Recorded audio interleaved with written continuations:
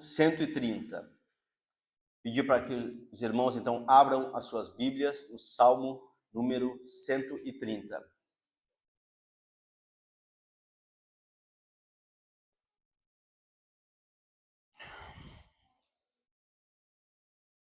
Esse é um salmo de peregrinação, um salmo de romagem,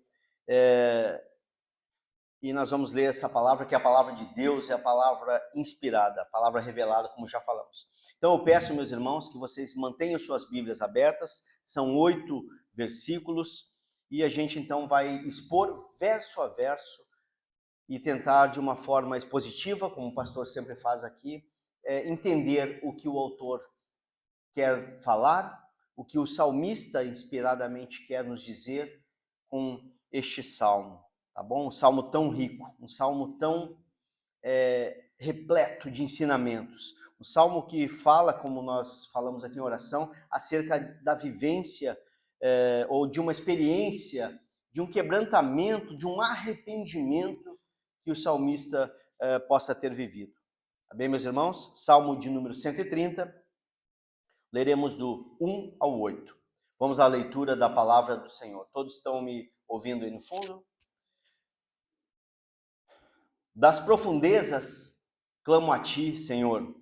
Escuta, Senhor, a minha voz. Estejam alertas os teus ouvidos às minhas súplicas. Se observares, Senhor, iniquidades, quem, Senhor, subsistirá? Contigo, porém, está o perdão, para que te temam. Aguardo, Senhor, a minha alma o aguarda. Eu o espero na sua palavra. A minha alma anseia mais que os guardas pelo romper da manhã. Mais do que os guardas pelo romper da manhã, espere Israel no Senhor. Pois no Senhor há copiosa redenção. É Ele quem redime a Israel de todas as suas iniquidades. Até aqui, meus irmãos, a palavra do Senhor. Esse salmo, meus irmãos, como nós sabemos, na verdade, ele é um dos salmos que o povo de Deus usava nas suas longas caminhadas naquela época. Era um salmo de romagem, um salmo de peregrinação. Muitas vezes, esse salmo ele era cantado por aqueles que iam e se moviam, por exemplo, para aquelas festas estabelecidas por Israel, aquelas 3 festas, as grandes festas religiosas. Ele é considerado um dos 7 salmos penitenciais da Bíblia. Tá? Os outros salmos são o salmo de número 6, o salmo de número 32, o salmo de número 38, o salmo de número 51, o salmo de número 102 e o 143. Esses são os 7 salmos penitenciais que a Bíblia nos coloca, tá? Eles são chamados ou assim atribuídos como penitenciais porque eles de fato expressam um sentimento de quebrantamento, de arrependimento, de castigo talvez, de penitência daquele então que o escreve, do salmista. E depois de ter muitas vezes cometido algo forte, de ter tropeçado, de ter pecado contra o Senhor, então ele se quebranta, a sua consciência se enche de culpa e ele então, ele se dá conta, ele tem a convicção que pecou. Então expressa isso neste salmo. É uma espécie de uma dor que toma conta de todo o coração do salmista, tá? E aí se volta para Deus.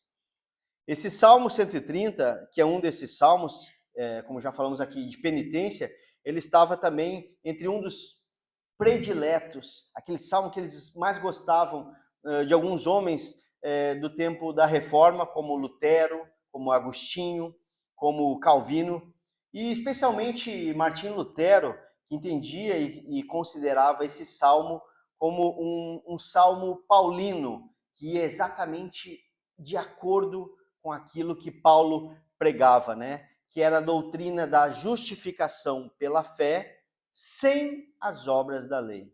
Que é o que a Bíblia nos fala, né? Que é como uma reforma, os reformadores entendem. Né? Essa doutrina é colocada sempre com muita clareza. O salmista, então, reconhecido da sua impotência, do seu pecado, da sua culpa, ele reconhece isso e espera somente na misericórdia de Deus. Não em obras, não em nada que ele pudesse fazer, nada que ele pudesse ser, ele não poderia merecer, mas somente na misericórdia do Senhor. Um puritano muito citado aqui pelo próprio pastor Evandro, John Owen, esse puritano, ele com grande destaque no seu ministério, ele escreveu inúmeros, mas muitos comentários sobre o Salmo 130, devido ao teor, à grande quantidade de ensinamentos que esse salmo tem. E certamente esse é um salmo onde o autor deveria, então, meus irmãos, para a gente entender aqui, estar passando por tribulações, por uma série de problemas causadas, então, por esse pecado. Ele confessa esses pecados ao Senhor e ele busca, então, o perdão de Deus. Nós não sabemos exatamente quem escreveu e quando foi escrito esse salmo. Ele pode ter sido escrito por uma espécie de uma referência, um apontamento para um país, para Israel, aqui claramente falando, falando de uma condição geral do país, da nação de Israel, em ocasiões como, por exemplo, no cativeiro. No verso 7, ele diz: espere Israel no Senhor, como se fosse um chamado coletivo. Meus irmãos todos, vamos esperar em Deus. Pode ser que tenha sido isso. E por isso alguns acreditam que ele foi composto para manifestar, então, o sentimento da nação de Israel. Enquanto que esse povo, por exemplo, estava preso, cativo na Babilônia, tá? E aguardava o perdão do Senhor. Ou então, que tinha sido composto para ser cantado, como falamos, naqueles dias de peregrinação, né? Também no momento de quebrantamento, de arrependimento, no momento de contrição. Um momento desses a gente pode encontrar, por exemplo, meus irmãos, lá em Esdras, tá? Em Esdras, onde estava à frente daquela remodelação, não, da reconstrução do país que havia sido desfeito. E depois que o povo então volta do cativeiro, que estava nessa reconstrução, ele tomou conhecimento de que os judeus estavam cometendo os mesmos pecados, estavam cometendo os mesmos erros de antes da prisão, antes do cativeiro, e que motivaram então a invasão babilônica, a invasão dos babilônios e o castigo do Senhor, aquela prisão. Esdras, então, nesse momento, meus irmãos, ele se quebranta diante de Deus e diz aí, no capítulo 9 do seu livro, ele tira alguns dias para se lamentar, para jejuar, para chorar, e em forma de quebrantamento, clamar a Deus lá das profundezas, né? E isso tudo pelo pecado do povo. O mais provável, meus irmãos, é que esse salmo foi escrito depois de uma experiência de um grande pecado, realmente, de uma grande queda, de tribulação, de arrependimento, pela qual o salmista, então, possa ter vivido, ele possa ter vivenciado. E, então, ele busca a restauração por parte do Senhor. Ele busca o perdão de Deus e ele também encoraja os seus irmãos a fazerem a mesma coisa. Qualquer que tenha sido a origem deste salmo, ele descreve muito bem a experiência dos filhos de Deus, quando quebram, quando pecam, quando quebrantam a lei, e aí então, por isso, eles se encontram lá embaixo, lá no fundo, naquela escuridão, e de lá de baixo clamam ao Senhor. Bem, dito isso, o nosso salmo, então, meus irmãos, ele tem 4 partes, tá? É dividido aqui em 4 partes, desses 8 versos. E a primeira parte, vou pedir para que vocês acompanhem em suas Bíblias. O salmista, no verso 1 e 2, ele faz uma oração, né, do salmista, a súplica do salmista. A segunda parte dos versos 3 e 4 são dois argumentos que ele usa para que Deus o escute, para que Deus o ouça, para que Deus o perdoe. Versos 6, ou melhor, 5 e 6, temos a terceira parte. Ele espera desejosamente, ansiosamente, pela resposta de Deus à sua súplica. E a última parte que nós veremos, do verso 6 ao 8, onde ele então fortalece, ele encoraja os seus irmãos, os irmãos daquela época em Israel, a buscar e esperar o perdão de Deus, tá? Que esteja nos planos do Senhor nesta manhã, meus irmãos, abençoar esse tempo juntos e principalmente, né, para aquele irmão, aquela irmã que o coração pode estar apertado, aflito, muitas vezes o coração pode estar confuso, tá? Muito apertado, para aquele irmão ou irmã que está vivendo uma dificuldade, vivendo algum problema aparentemente sem solução, tá? Está passando às vezes por uma dor terrível, passando por uma grande enfermidade e não encontra a solução, tá? Ou aquele irmão que não consegue talvez perdoar o outro irmão, sentindo no fundo do poço, às vezes num momento de escuridão, debaixo de uma nuvem negra, disfarçando-se a sua alegria muitas vezes, tá? Para que nós todos, enfim, para que a gente escute a voz de Deus, para que a gente se sinta fortalecidos, para que a gente possa, irmãos, seguir em frente, porque as lutas são grandes. Amém? Vamos lá então, com as Bíblias abertas, o primeiro verso, a oração do salmista, que se encontra ali no verso 1 e no verso 2. Diz assim: das profundezas clamo a ti, Senhor. Escuta, Senhor, a minha voz. Estejam alertas os teus ouvidos às minhas súplicas. O motivo, meus irmãos, pelo qual o salmista realiza então essa oração, era o estado que o salmista estava. Era a situação que ele se encontrava. Por isso que ele clama a Deus. Ele descreve, meus irmãos, como sendo nas profundezas, está vendo lá? Ele estava lá embaixo, ele estava no fundo do poço, nas profundezas.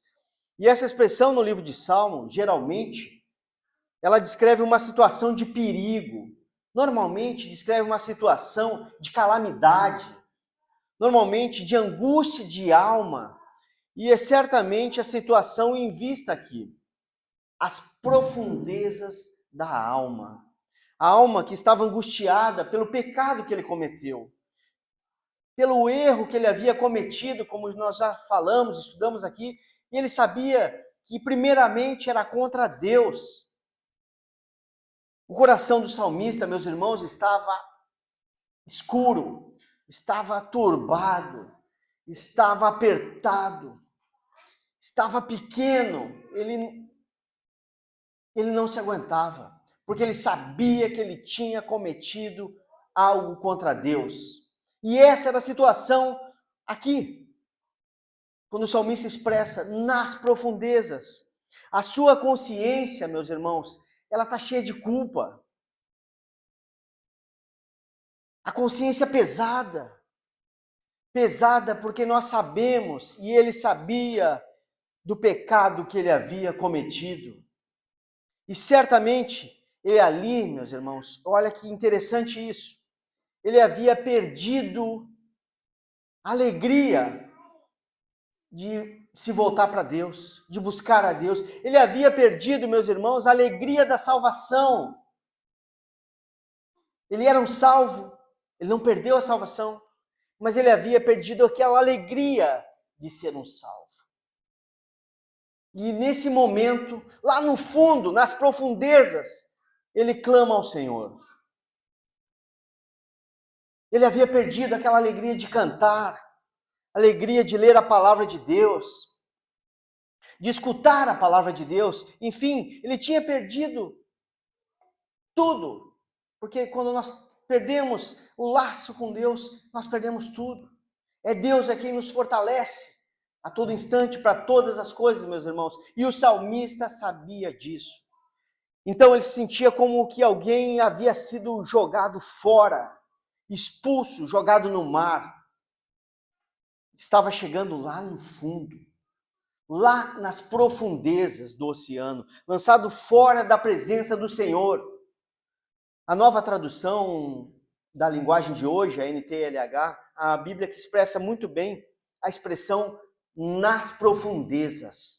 Algumas Bíblias, se alguém tiver, pode estar dizendo assim: Senhor, eu estou em profundo desespero. É isso que fala. Eu não aguento mais. Eu não aguento mais. É uma tradução que expressa muito bem o significado, profundezas. O nosso salmista, meus irmãos, então, tinha perdido a alegria da salvação. E, como eu disse, é bom esclarecer, não a salvação, a alegria da salvação.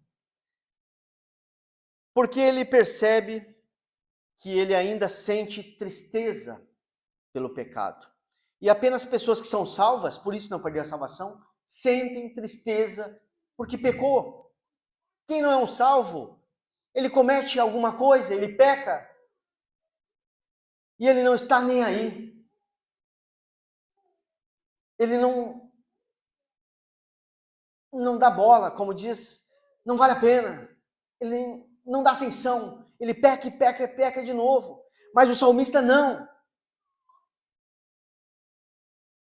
Somente pessoas verdadeiramente salvas, como o salmista, eles se entristecem porque pecou. Ele demonstra, meus irmãos, arrependimento. Somente pessoas salvas demonstram arrependimento. Pessoas regeneradas podem demonstrar o arrependimento. Então, meus irmãos, ele está buscando a Deus. Somente pessoas salvas buscam ao Senhor. Somente pessoas salvas podem fazer isso. Quando o crente verdadeiramente, quando ele é crente verdadeiro, quando ele é crente do fundo do coração, ele peca. Acontece isso, meus irmãos. Ele vai lá no fundo. Ele se sente como que lançado fora de Deus. Quando a gente pensa na ideia de profundezas no fundo do mar, tem várias situações, várias possibilidades, várias hipóteses aqui. Um lugar escuro. Imaginemos um lugar onde ninguém pode alcançar. Um lugar talvez onde tenha pressão. Um lugar onde não há saída, muitas vezes encurralados. Descreve bem a situação do crente verdadeiro quando peca. E é assim que o crente se sente quando ele comete tal ato, quando ele peca contra o Senhor. A sua consciência o acusa, o seu coração, nesse caso o salmista aqui, se encheu de trevas, se encheu de mágoa, se encheu de pesar. E ele então, lá nas profundezas, ele clama a Deus, uma vez que não existe outra alternativa, não existe outro que possa então socorrê-lo, atendê-lo. Somente Deus, somente Ele. Aqui no verso 2, nós lemos, ele faz dois pedidos ao Senhor, tá? Ele faz dois pedidos a Deus. Quer dizer que na verdade é um pedido só. Ele analisa e ele expressa de uma forma como se fossem duas partes, mas é uma parte só, tá? Aqui diz a mesma coisa, mas de maneira diferente, mas é a mesma coisa. Ele diz assim, primeiramente, Senhor, escuta a minha voz. Então ele está lá nas profundezas, mas ele tem consciência de que Deus não estava tão longe que não pudesse escutá-lo. Ele tinha um sentimento, ele tinha isso arraigado com ele, de que Deus não estava tão longe que não pudesse ouvi-lo. E ele diz, ouve a minha voz, Senhor. E aí, o segundo pedido, está aí no verso 2 ainda, parte B. Estejam alertas os teus ouvidos para as minhas súplicas. E é claro que o salmista sabia, nós sabemos que Deus não tem ouvidos como nós, né? Uma maneira figurada aqui de falar. Mas ele está pedindo que Deus, que está em todo lugar, que é onipresente, que conhece todas as coisas, ouça o pedido dele. Que Deus o ouça. Isso está muito claro aqui. Está implícito aqui. O pedido de perdão dele também está claro aqui. Ele suplica como que alguém que sabe que nada merece, porque ele pisou no barro, ele pisou na lama, e ele sabe que ele não merece, mas ele sabe que tem um Deus que pode socorrer lá no fundo. E ele é o único que pode nos dar o socorro. E é isso que súplica, meus irmãos, significa. Alguém que sabe que nada merece. Ele confia somente na misericórdia daquele que pode socorrer, e é a ele a quem ele se dirige, é a Deus. Ele tinha então chegado ao fundo do poço, lá nas profundezas. E então ele levanta a sua voz. Senhor, ouve a minha voz, dá ouvidos à minha súplica. Como Jonas, a exemplo de Jonas, que lá das profundezas no mar ele clama ao Senhor. E o que é que ele pede, meus irmãos? O que é que ele está clamando? Qual é o pedido do salmista aqui, para a gente entender? Ele pede que Deus o ouça. Está aí no verso 2, Senhor, escuta a minha voz. Ele pede para que Deus abra os seus ouvidos para o seu clamor. Então, é notório, é muito claro aqui o pedido de perdão dele. E também está nítido aqui o reconhecimento dele de que ele não merece ser perdoado. Essa é uma oração que ela mostra, ela desenha muito bem o espírito do verdadeiro arrependimento. Então, na primeira parte do Salmo, meus irmãos, nós temos a oração do salmista. Ele está se sentindo no fundo do mar, certo? E ele está se sentindo no fundo do poço, cercado de trevas, o coração aflito, o coração conturbado, a alma aflita. Os seus pecados são um fardo, um peso sobre ele. A sua angústia invade a sua alma, mas com tudo isso, de onde ele se encontra, lá no fundo do poço, no fim da estrada, no final do túnel, porque ele sabe que mesmo nas profundezas, Deus está com ele, mesmo lá na angústia, lá nas trevas da sua alma, Deus está com ele, e por isso ele diz, Senhor, ouve a minha voz, Senhor, escuta a minha oração, Pai, abre os teus ouvidos para a minha súplica, para o meu pedido de perdão, para o meu pedido de misericórdia, Senhor. E aqui, meus irmãos, aqui nós já temos uma grande lição, um grande ensinamento, só nesse primeiro e segundo verso que nós lemos, nessa expressão do salmista, nós podemos aqui já tirar uma aplicação para as nossas vidas, um grande ensinamento para a vida de cada um, certamente. Não importa, meus irmãos, não importa o quão profundamente você se dá conta, você se considera que está mesmo no pecado, não importa o quão lá no fundo a gente se encontre, qual seja o tamanho, muitas vezes, da besteira que a gente possa estar fazendo e a gente mergulha, não importa isso,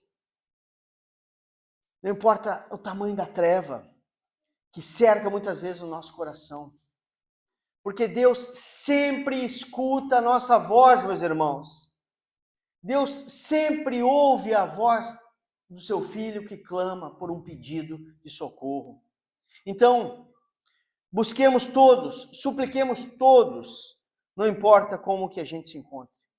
Infelizmente, muitos cristãos, quando caem, quando pecam, quando tropeçam, eles se sentem tão culpados, tão sujos, tão indignos, que durante um bom tempo eles não têm coragem de se dirigir, de elevar a voz a Deus, de olhar para Deus, de clamar um perdão, de buscar ao Senhor, de vir à igreja.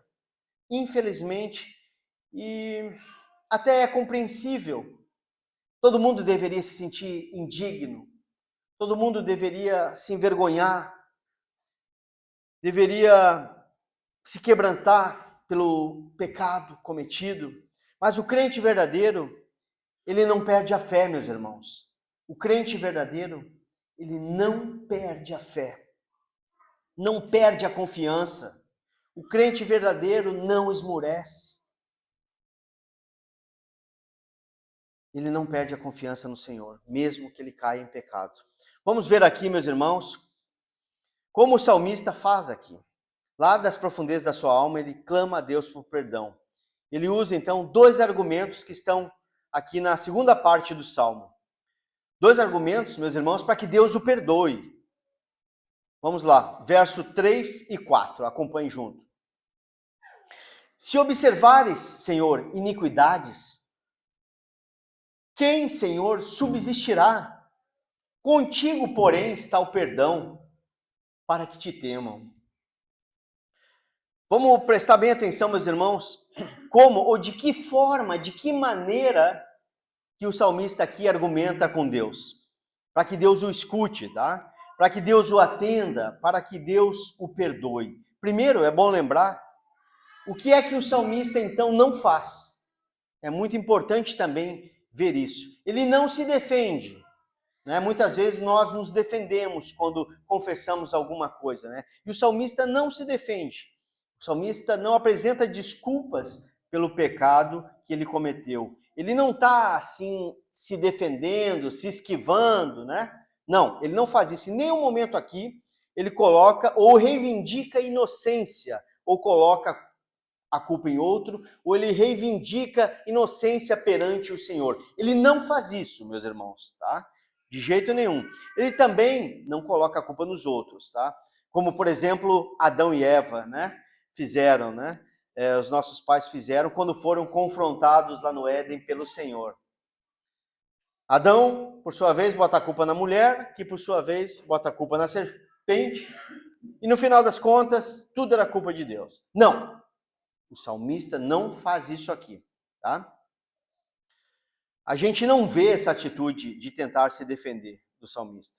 Ele também não minimiza a sua culpa do tipo assim, Senhor, eu fiz, mas é que a situação, né? Eu pequei, mas é que muitas vezes a gente vê algumas confissões que alguém até confessa, mas vem cheios de desculpa. Quem de nós já não viu ou já não fez alguma coisa assim, né?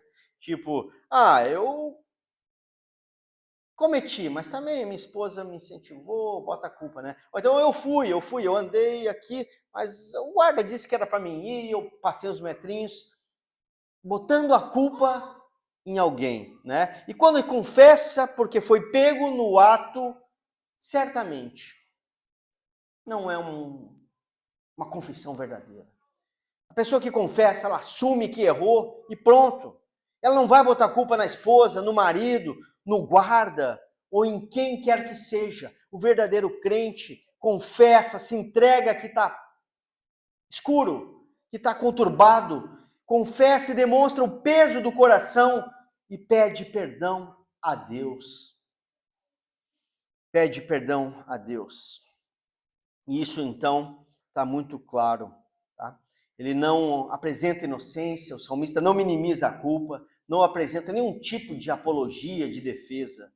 Pelo contrário, o coração dele está aberto, o coração dele está quebrantado, o coração dele está convicto de que diante de Deus, ele apresenta a Deus, então, dois argumentos em forma de súplica para que Deus o atenda. O primeiro, meus irmãos, está aí no verso 3. Se observares, Senhor, iniquidades, quem, Senhor, subsistirá? Ou seja, se o Senhor seguir na risca que a sua justiça demanda, que a sua justiça requer, o resultado, meus irmãos, e o salmista sabia, é a destruição de todo mundo, é a destruição de toda a raça humana. O argumento é simples, Deus é santo, Ele é justo, Deus é verdadeiro. A sua justiça, meus irmãos, exige que todo pecado seja castigado. A justiça de Deus, porque Ele é justo, ela exige que todo pecado seja castigado. Não existe pecado que não será castigado. Mas se Deus então aplicasse essa justiça, ele teria que destruir a toda a raça humana, porque todos somos pecadores. Todo mundo comete iniquidade. Iniquidade e pecado aqui é a mesma coisa. Todos os homens cometem iniquidade, todos os homens quebram a lei de Deus. E sendo assim, e aqui é um ponto importante, a gente chega numa conclusão que Deus tem que destruir toda a terra. Deus tem que destruir toda a raça humana. Ele terá que aniquilar os homens. Porque se ele é justo e os homens são pecadores, como fazer? Se ele for fazer uma lista minuciosa e detalhada das iniquidades cometidas pelos homens, esquece. Castigá-los de acordo com a lei. E é isso que a expressão aqui quer dizer: Senhor, se tu observares as iniquidades, ou seja, se o Senhor levar em conta, se o Senhor for agir de maneira estrita, na íntegra, na linha, de acordo com a tua justiça sobre nós, quem vai escapar? Quem subsistirá? Quem escapará da tua ira, meu Deus? E do castigo que nós merecemos? Quem? Será que é isso mesmo que o Senhor quer? O Senhor quer aniquilar toda a raça humana? Esse é o primeiro argumento que ele coloca. E a gente pode aqui perceber, a gente pode entender que ele se inclui entre esses pecadores. Ele não se extingue deles, ele não se coloca fora, ele se inclui. Quem subsistirá? Ninguém vai escapar. Senhor, se o Senhor observar as nossas iniquidades, quem subsistirá? Se o Senhor levar até as últimas consequências, meu Pai, o resultado do pecado humano, quem vai escapar? Eu não vou escapar, ninguém vai escapar. Ninguém vai escapar, meus irmãos. Então esse é o primeiro argumento que o salmista traz aqui diante de Deus. O argumento da justiça, o argumento poderoso da santidade e justiça de Deus. E ele não nega que Deus tem o seu direito de punir, ele não nega isso. O direito de castigar o pecado e destruir toda a raça humana, ele não nega. Mas ele pergunta se é isso que Deus quer, se é isso que Deus deseja. E aí vem o segundo argumento, meus irmãos, que é então um contraponto a este. Se no primeiro ele fala da justiça de Deus, no segundo ele fala da misericórdia de Deus, porque ele sabe que Deus, ele não somente é totalmente justo e santo, mas ele é um Deus misericordioso e bom. E essa é a beleza do nosso Deus, essa é a beleza, a pureza das suas perfeições, dos seus atributos. Deus, ele é misericordioso e bom. Que perfeito equilíbrio, meus irmãos. Às vezes as pessoas até destacam demais a justiça de Deus e abafam a misericórdia. Ou mais frequente ainda, as pessoas destacam muito o amor de Deus, porque Deus é amor, isso ainda é mais visto, e abafam a sua justiça, né? Então, meus irmãos, o segundo argumento, acompanhem juntos, está aí no verso 4. Vamos prestar bem atenção numa palavrinha aqui. Essa palavra é porém. Contigo, porém, está o perdão, para que te temam. Aqui, meus irmãos, o salmista apresenta a Deus o que seria uma hipótese, uma solução, uma alternativa. Se Deus observar as iniquidades com o seu rigor, o rigor que a sua santidade exige, toda a raça humana teria que ser aniquilada, destruída. Que todos somos pecadores. Porém, o salmista coloca lá, o mesmo Deus que é justo é o Deus que tem o perdão. O perdão, meus irmãos, aqui é a resposta. O perdão é a chave. O perdão é a solução para a justiça de Deus. Esse Deus que pode destruir e pode castigar, ele também pode perdoar. Ele também pode perdoar, meus irmãos. Que maravilha isso. Contigo está o perdão. O perdão, ou seja, a liberação da culpa, não levar mais em consideração os delitos e as iniquidades e as consequências deles. Contigo, meu Deus, contigo está o perdão. A ideia aqui é de que o perdão está unido com Deus, de que Deus é o próprio perdão. Está contigo, ao teu lado, Senhor. E a ti compete dispensar esse perdão, dar esse perdão para quem o Senhor deseja. Somente Deus tem o perdão, somente Deus pode perdoar. Contigo está o perdão. Não está, meus irmãos, com os homens. O perdão não está com as divindades pagãs. O perdão não está em rituais religiosos. O perdão está contigo, Senhor. Contigo está o perdão, porque tu és o Criador do universo. Tu és o Senhor de todas as coisas. Tu tens esse mundo na palma da mão. Tu és o dono de tudo. Tu fizestes o homem, meu Deus, e colocaste o homem debaixo da tua lei, debaixo do teu mandamento.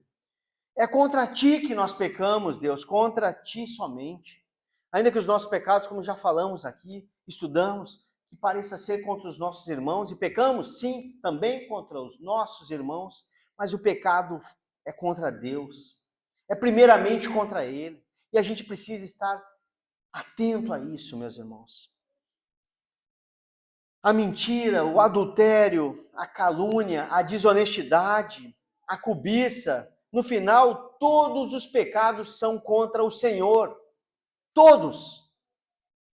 Porque foi Deus que disse que não fizéssemos tais coisas. Portanto, meus irmãos, somente Deus tem perdão para conceder. Somente o Pai. Notemos o argumento do salmista. O primeiro argumento: Senhor, tu és justo. Se o Senhor somente justo, né? Aqui significa o seguinte: significa que o Senhor vai ter que destruir toda a raça humana.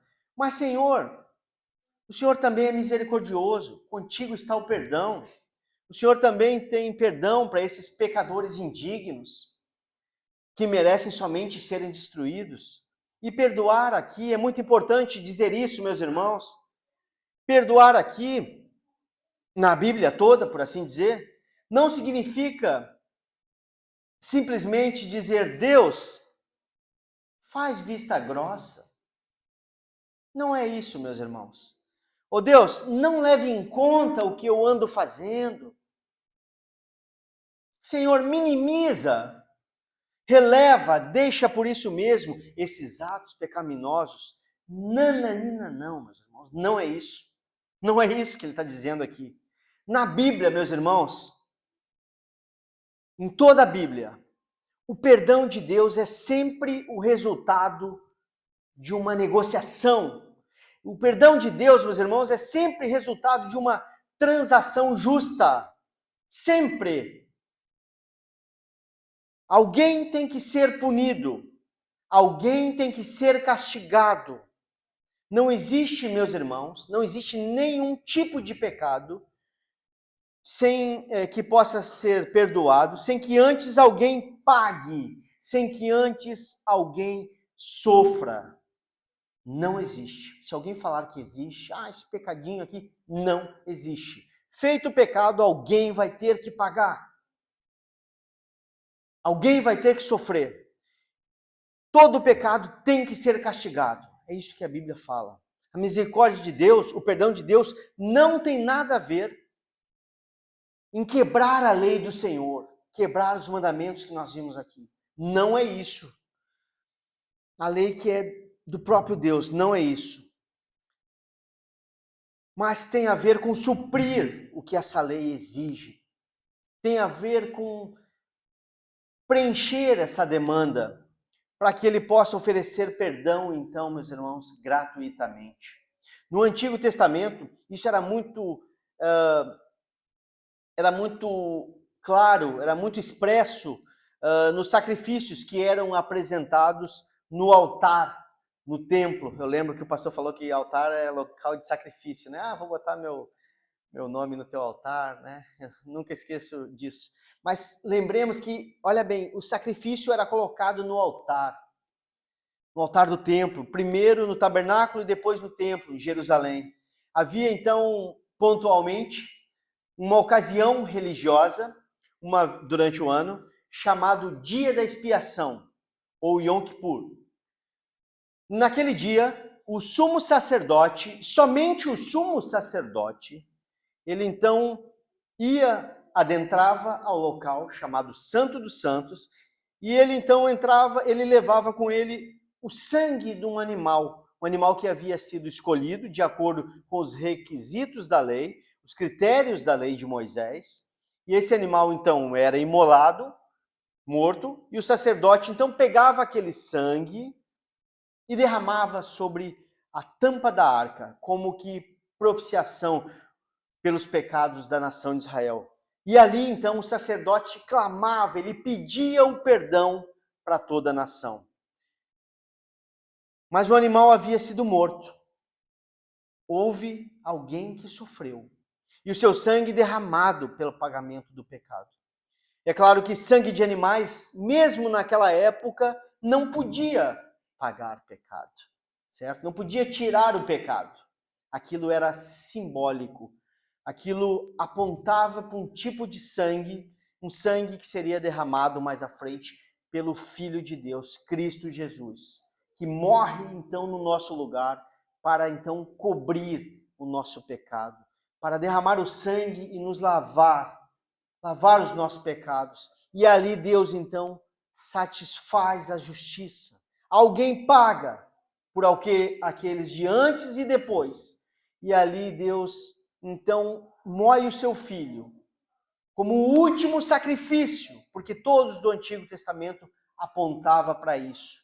E lava em nós então pela fé, por aquele ato de redenção, nós somos sarados, perdoados. E assim que o perdão é perdoado, meus irmãos. Falaremos mais disso na semana que vem na escola bíblica. Mas havia um outro aspecto também nessa cerimônia, em que era escolhido um outro animal, um bode, e o sumo sacerdote então impunha as mãos na cabeça do bode, sobre a cabeça do bode, e confessava os pecados de Israel, os pecados do povo de Deus. E o bode então era solto para ir para o deserto, levando os pecados para longe, os pecados de Israel. Então havia ali também, quando o sacerdote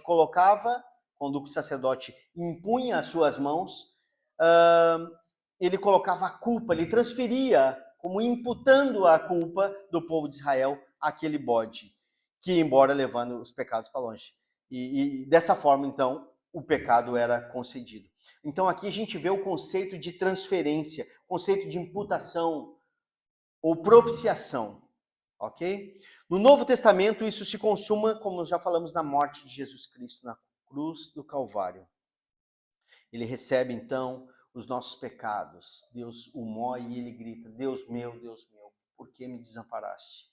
E aquele momento, naquele instante, os nossos pecados então foram imputados, como feito na cabeça do bode. Deus coloca as mãos sobre a cabeça de Cristo e imputa. Imputação, esse é o conceito.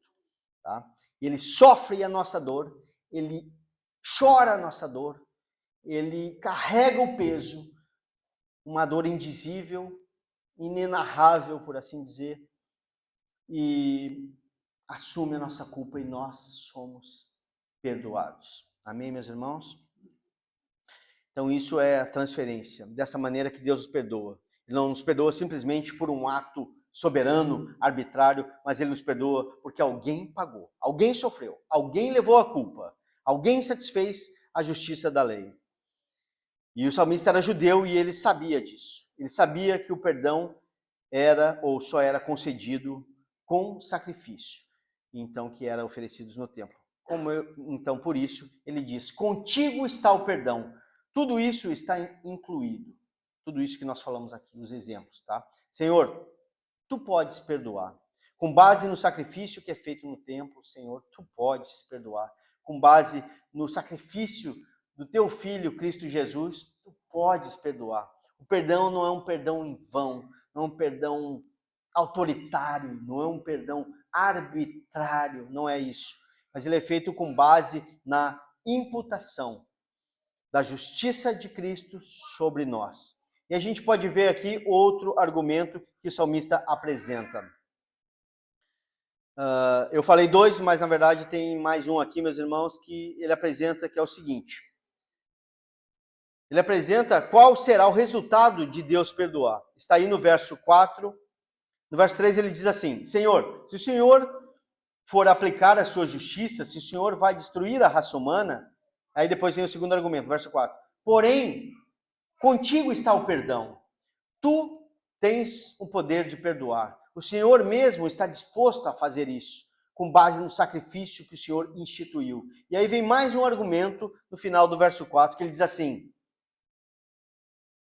para que te temam. Como que se dissesse assim: Senhor, se tu perdoares os pecados dos homens, eles hão de te temer. E temer aqui não é temer de ter medo, né? Muito pelo contrário. Como que a gente pode temer um Deus que é perdoador, né? Um Deus que é misericordioso? Mas é respeitá-lo, é reconhecê-lo, é reverenciá-lo, é dar importância a Deus de acordo com como a gente deve a Ele. A importância que Deus merece. Eles hão de te temer, é adorá-lo, é fazer aquilo que agrada ao Senhor. Quando Deus perdoa, os perdoados então o temem nesse sentido.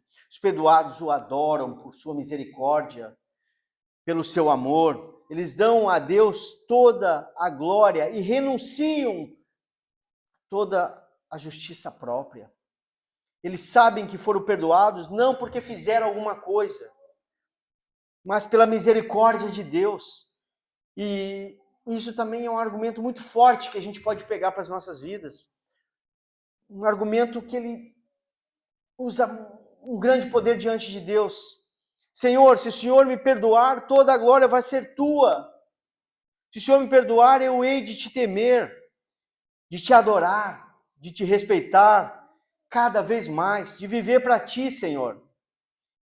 E aqui, então, meus irmãos, é de fato uma grande lição que a gente também pode aplicar às nossas vidas. A gente deve aprender aqui o seguinte, que o perdão de Deus, ele não leva a pessoa a ter uma vida de qualquer jeito, uma vida com banalidades. Ele não leva a pessoa a levar uma vida dissoluta.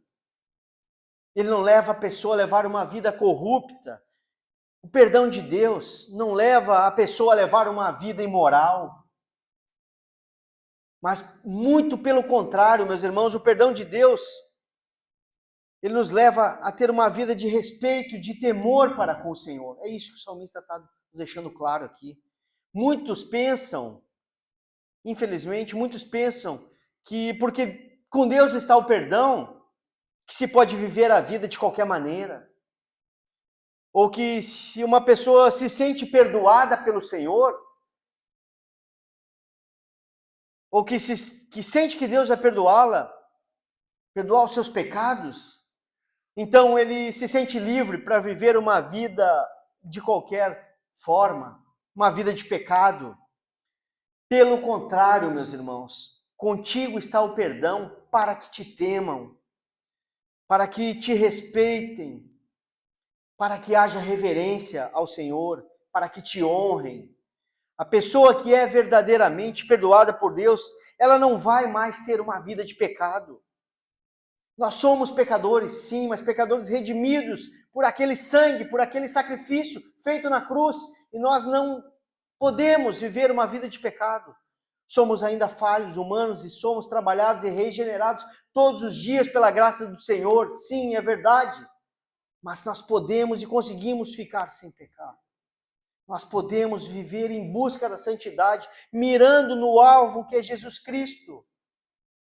Certamente pisaremos em falso, certamente erraremos, pecaremos sim na nossa trajetória, mas nós temos a força que é a força do Senhor em nós, é a força do Espírito Santo que nos conduz e nós temos e devemos nos manter uma vida de pureza e sem pecado. O verdadeiro crente luta por isso, briga por isso. Uma vida de satisfação dos seus desejos carnais não é para aquele que diz, ou melhor, aquele que se diz perdoado não pode viver uma vida se satisfazendo nos seus desejos carnais, pessoais. Pelo contrário, meus irmãos, é viver para adorar e servir ao Senhor. A Deus que livremente e gratuitamente operou esse perdão com base no sacrifício de Jesus Cristo, que Ele mesmo determinou. Nós já vimos então, meus irmãos, a oração do salmista, que ele está nas profundezas, que ele pede perdão a Deus, que Deus ouça a sua voz.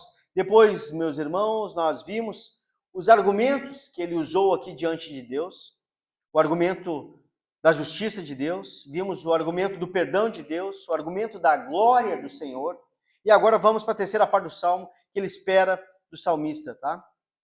Que podemos ler aí nos versos 5 e 6, que ele diz assim: aguardo o Senhor, a minha alma o aguarda, espero na sua palavra, a minha alma anseia pelo Senhor, mais do que os guardas pelo romper da manhã. Após ele ler e ter suplicado, meus irmãos, argumentado com Deus, para que Deus o perdoe, o salmista agora ele se coloca em estado de espera. E é uma ordem natural dos fatos, é uma sequência natural das coisas. Quebrantados, humilhados pelo nosso pecado, a gente clama ao Senhor e a gente apresenta o nosso caso a Deus. Argumentamos a Deus para que Ele nos perdoe. Então, nós argumentamos a resposta de Deus. Num certo sentido, nós já temos a resposta. A Bíblia diz que se confessarmos os nossos pecados, Ele é fiel e justo para nos perdoar e nos purificar de toda injustiça. Mas nós queremos muitas vezes viver e ter uma experiência disso. Nós queremos ter aquela convicção, nós queremos sentir que Deus nos perdoou, e isso é o que o salmista espera aqui, meus irmãos. A volta da alegria da salvação, a consequência e a tranquilidade, a paz de viver com Deus, para que ele possa, lá das profundezas em que ele se encontra, que ele possa ser perdoado, que ele possa ser resgatado e ter a certeza de que Deus de fato ouviu as suas orações e que as suas iniquidades foram canceladas. E de que maneira que ele espera essa confirmação? Como que ele faz isso, meus irmãos? São 4 modos. Aqui ele diz primeiro que ele espera de todo o coração. Verso 5, aguarda o Senhor. Ele aguarda que Deus confirme no seu coração, que Deus tire as trevas do seu coração. Como ele diz, e como que ele faz isso? Eu aguardo pelo Senhor, a minha alma o aguarda. Ou seja, é uma espera que é de todo o coração. Não é uma espera mecânica, não é uma espera formal de alguém que faz uma oração e se levanta para ir aqui, acolá e esquece o assunto. Não, o salmista não faz isso. Ele orou, ele pediu perdão a Deus e ele agora, o seu coração então anseia desejosamente, de todo o coração, ele quer a resposta de Deus. Ele ama a Deus. Nós dissemos antes, o crente verdadeiro, quando peca, ele não perde a salvação.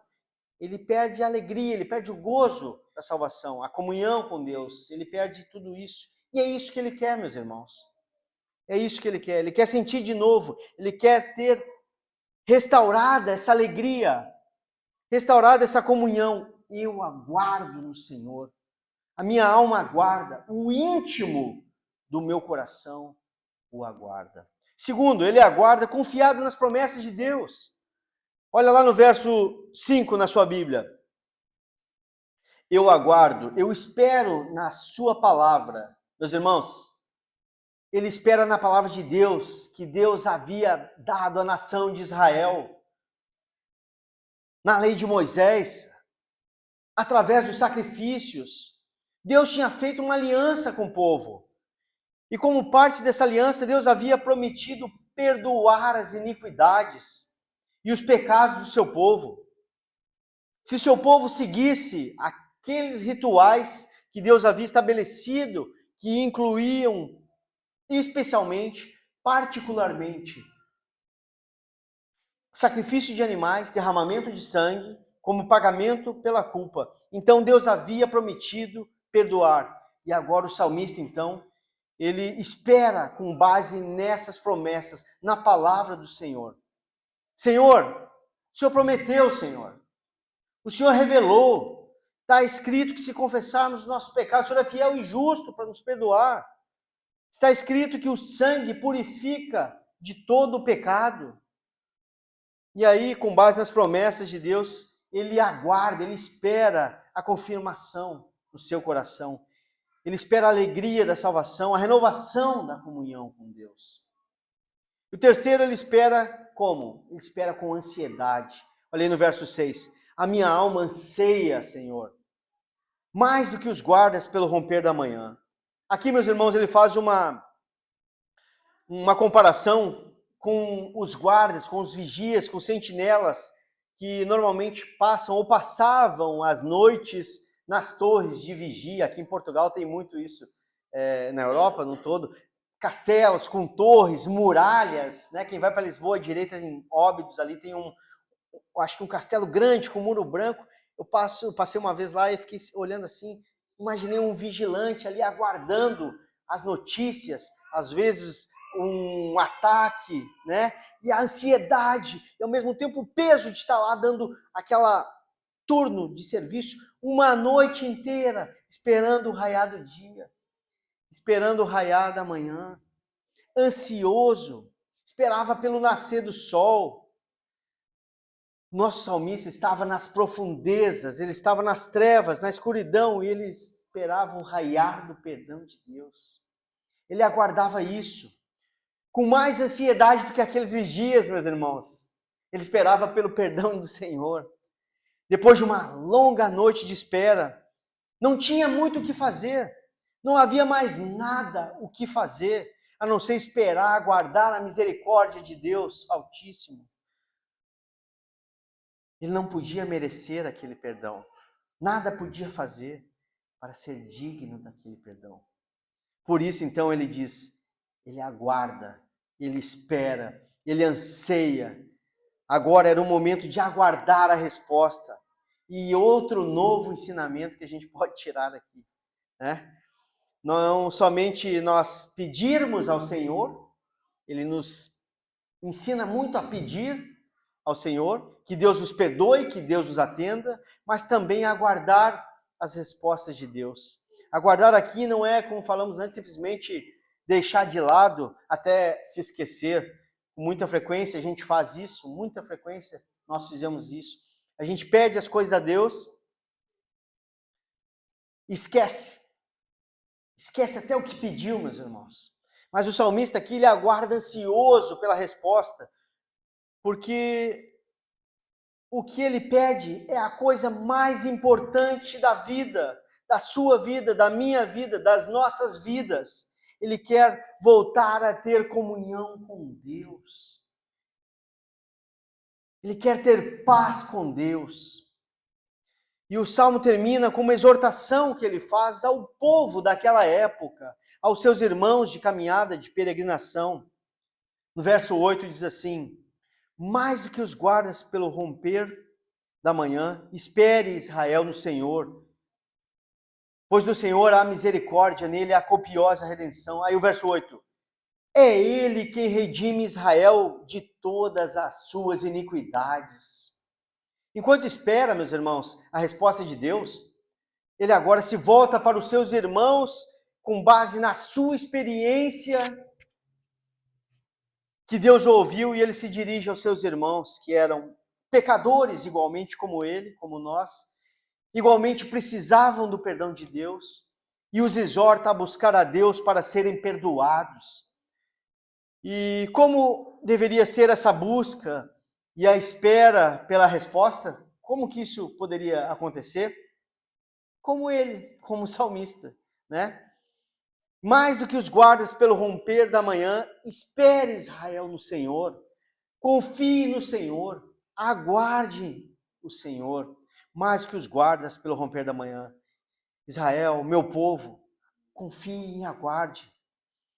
Aguarde a resposta dele com ansiedade, mais do que aqueles sentinelas esperam o raiar do sol. Ele apresenta 3 razões pelas quais Israel, o povo de Deus, os seus amigos que estavam ali deveriam orar a Deus, buscar o perdão e aguardar confiantemente. Haveria de responder: primeiro, porque o Senhor há misericórdia, em Deus a justiça, como ele já mencionou nos versos anteriores, mas em Deus também a misericórdia, não só a justiça. Misericórdia é a capacidade de Deus não nos tratar como a gente merece. Se Deus fosse dar o que a gente merece, meus irmãos, nós seríamos extintos, nós seríamos aniquilados. Nenhum de nós poderia escapar. Mas a misericórdia de Deus é tratar pecadores como você, como eu.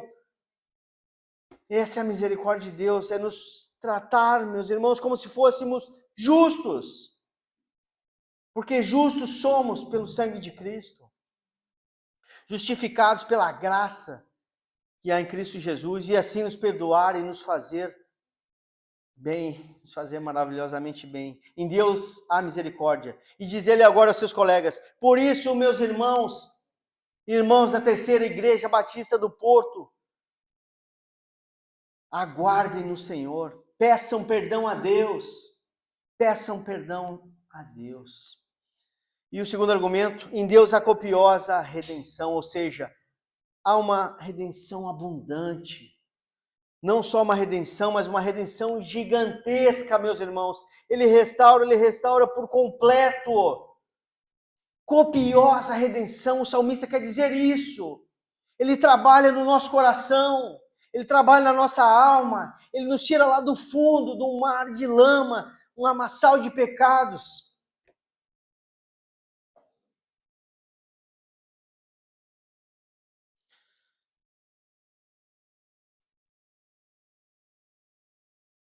Deus redime, meus irmãos, da culpa do pecado.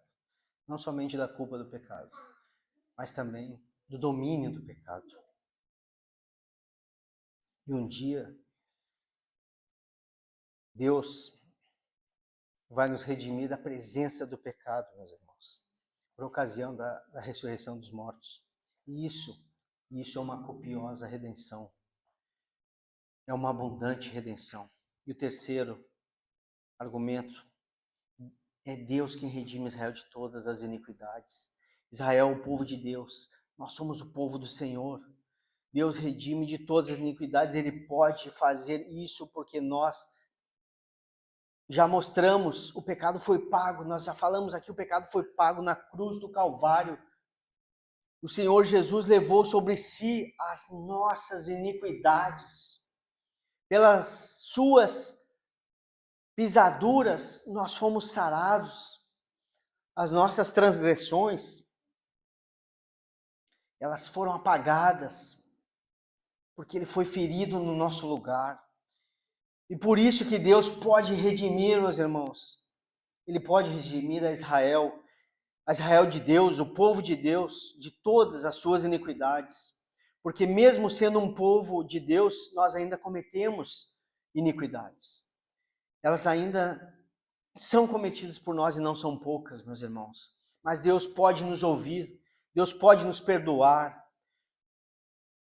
A gente pode se dar conta mais uma vez aqui que Deus nos perdoa pela imputação da justiça de Cristo, assim como ele resolve o problema do jeito que ele começou lá em Adão, quando criou o homem. Adão era o nosso representante, toda a raça humana, e nós estávamos em Adão. E quando Adão caiu, Deus imputou nele toda a culpa, toda a sua descendência, então, por consequência, é pecadora.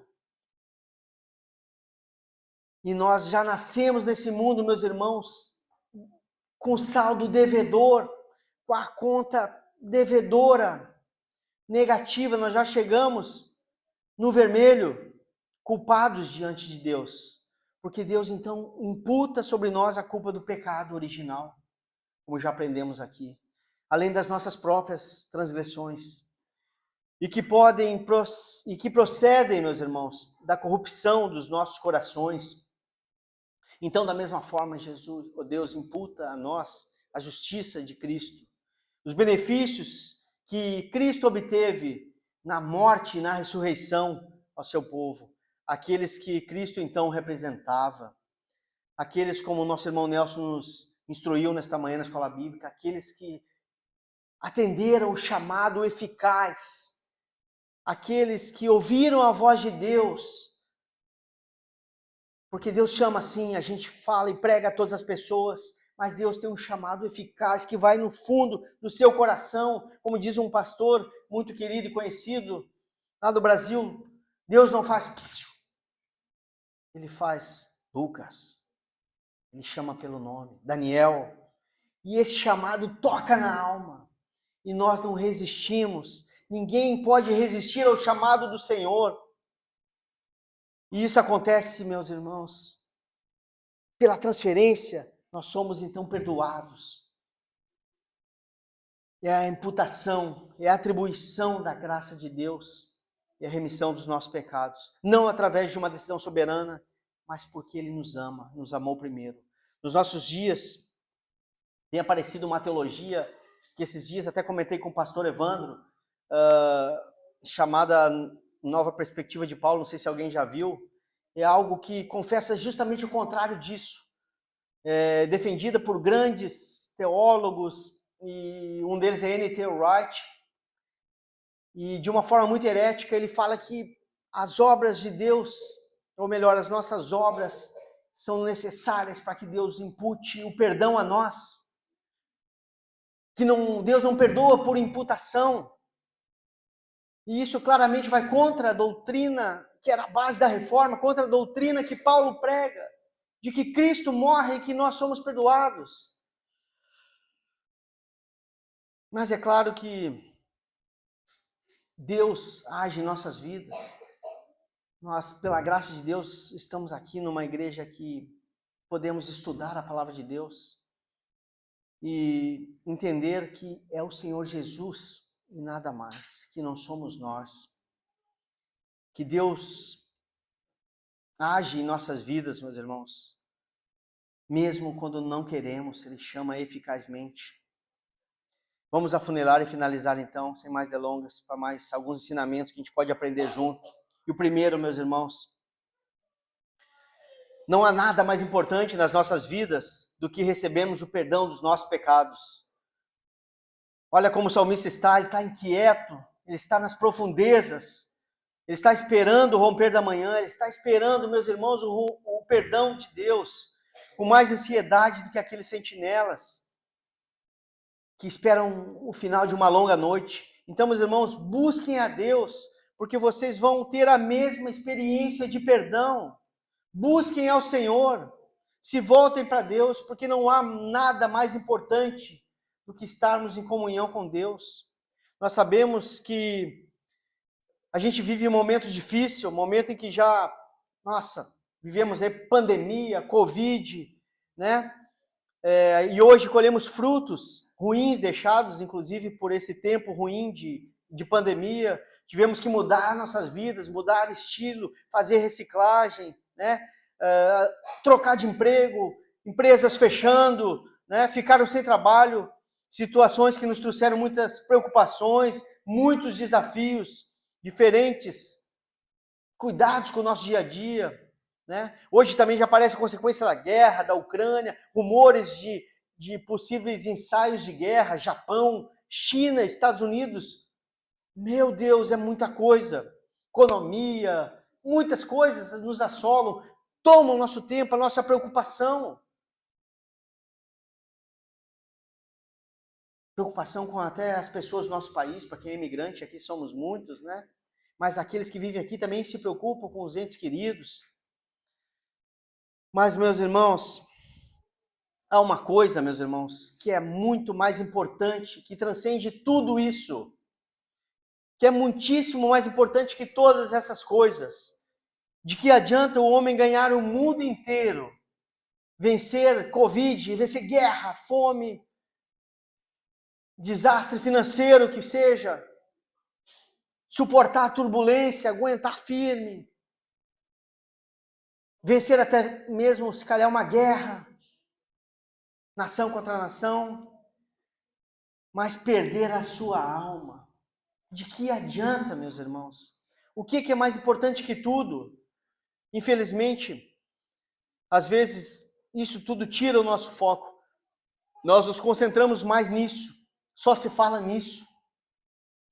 E o que eu tenho que fazer, por onde que eu vou me desenrascar, né?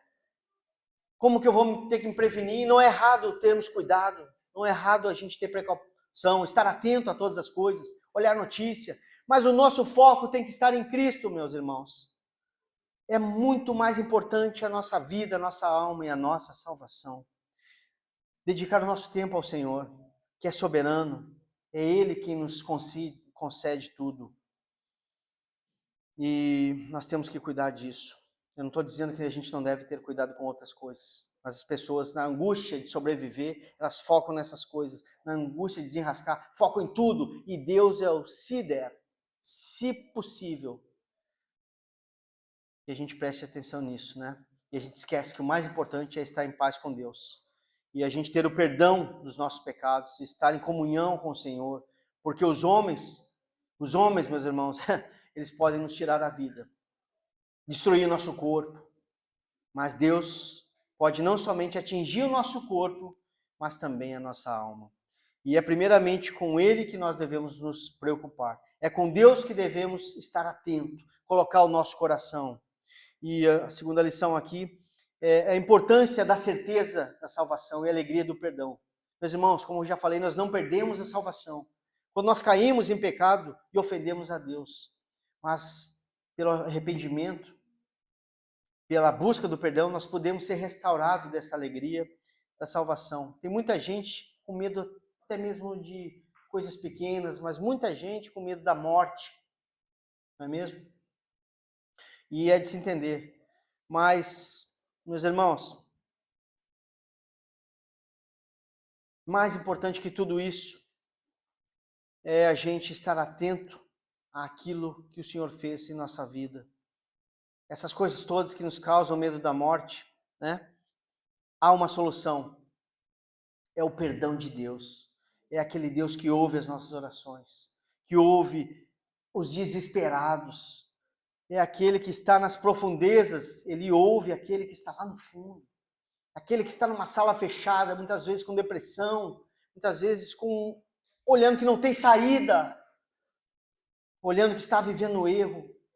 Deus tem o perdão e essa é a solução. É o Deus com quem está o perdão, meus irmãos, que pode perdoar, que pode nos receber, que nos dar a vida eterna, nos dar a vida, nos dar um novo céu, uma nova terra, onde o próprio Deus enxugará toda a lágrima, onde a morte já não existirá, meus irmãos. Não haverá luto, nem pranto, não haverá dor, porque as primeiras coisas já passaram, onde Cristo, meus irmãos, haverá de reinar para todo sempre. Por último, Deus está pronto para ouvir as nossas orações, a oração de perdão, meus irmãos. Nele há copiosa redenção. Nosso Deus tem prazer de perdoar. Talvez a gente ainda não tenha certeza de que Deus nos perdoou. Talvez você tenha caminhado por alguns caminhos escuros, caminhos de transgressão, de mentiras. Você talvez tenha vivido uma vida de imoralidade. Está vivendo talvez um relacionamento indecente, talvez no seu casamento imoral com sua namorada, às vezes uma situação de traição. Meu irmão, minha irmã, se calhar desonesto até mesmo no trabalho. São tantas coisas, meus irmãos. A gente pode estar sendo angustiado, enganando pessoas e preso por vícios, às vezes, pornografias, ou vício de jogo, de bebida. Meus irmãos, mágoa. Não conseguimos perdoar quem nos ofendeu. São tantas coisas, meus irmãos. Talvez a gente já está até naquela rotina onde já nem demonstra que crê numa misericórdia do Senhor. Talvez você seja aquela pessoa, meu irmão, que está sem paciência com o seu próximo, até no conversar. As conversas sempre ásperas, vivendo uma vida longe, desinteressada por Deus. E quem sabe, meu irmão, nessa manhã Deus falou ao seu coração. Eu gostaria que você ouvisse o apelo desse salmo, o apelo de toda a Bíblia, de toda a Escritura. e que em Deus há abundante redenção. Deus escuta a oração do aflito. Mesmo que você esteja nas profundezas, Deus haverá de escutar o seu pedido de perdão. Se você tão somente se voltar a Ele, se voltar de todo o seu coração, o salmista aqui, e buscar a Deus e abrir o seu coração com vontade, com ansiedade, aguardar o perdão de Deus. Se você levar em consideração isso, se você crê que Deus perdoa, não por um ato soberano, mas porque Ele imputa o sacrifício de Cristo em nós, que Deus abençoe, meu irmão, o seu coração, a sua vida e o direcione. Que Deus tenha falado com você nessa manhã, que Deus lhe tire das profundezas que talvez você se encontre, para que você se enche de alegria, se enche de júbilo de estar na presença do Senhor. A Deus toda a honra, toda a glória e todo o louvor. Amém. Meus irmãos, vamos ler Números agora, livro de Números,